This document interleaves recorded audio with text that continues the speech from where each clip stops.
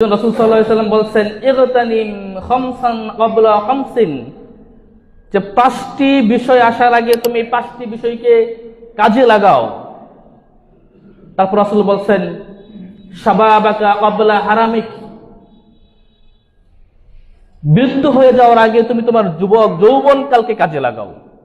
যৌবনকালে যে শক্তি সামর্থ্য আমাদের থাকে, যে কাজ করার আমল করার শক্তি সামর্থ্য থাকে, বৃদ্ধ হয়ে গেলে সেটা থাকে না। এক সালাফ কান্না করছে, তাকে জিজ্ঞাসা করা হচ্ছে আপনি কান্না করছেন কেন?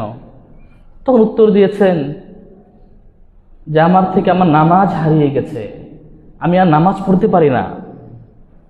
তা আপনি আগে কেমন নামাজ পড়তেন?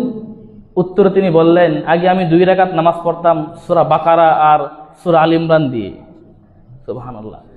এখন 2 রাকাত নামাজ আর সূরা বাকারা আর সূরা আল ইমরান দিয়ে পড়তে পারি না, এই জন্য তিনি কান্না করছেন।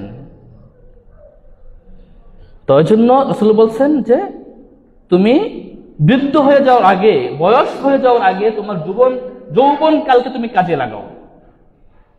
শাবাবাকা ক্বাবলা হারামিক ওয়া সিহহাতাকা ক্বাবলা সাকমিক, অসুস্থ হয়ে যাওয়ার আগে তুমি তোমার সুস্থতাকে কাজে লাগাও।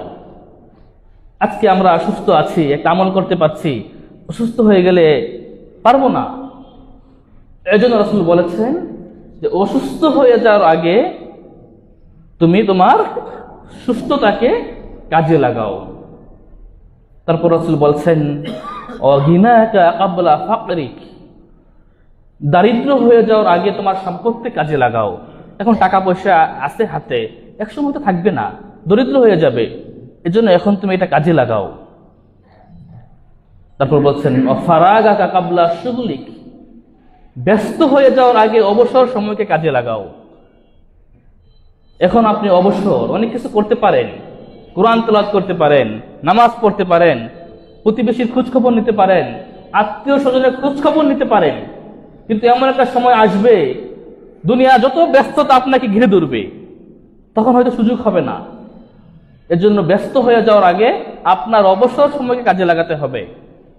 তারপর রাসূল বলছেন ও হায়াতাকা ক্বাবলা মাউতিক, মারা যাওয়ার আগে তোমার জীবনকে কাজে লাগাও। 5টি বিষয়, যে 5টি জিনিস, 5টি বিষয় চলে আসার আগে 5টি জিনিসকে তুমি কাজে লাগাও। 1 নাম্বার হচ্ছে বৃদ্ধ হয়ে যাওয়ার আগে তোমার যৌবনকালকে কাজে লাগাও, অসুস্থ হয়ে যাওয়ার আগে তোমার সুস্থতাকে কাজে লাগাও, দারিদ্র হয়ে যাওয়ার আগে তোমার সম্পদকে কাজে লাগাও, ব্যস্ত হয়ে যাওয়ার আগে তোমার অবসর সময়কে কাজে লাগাও, এবং মারা যাওয়ার আগে তোমার জীবনকে কাজে লাগাও।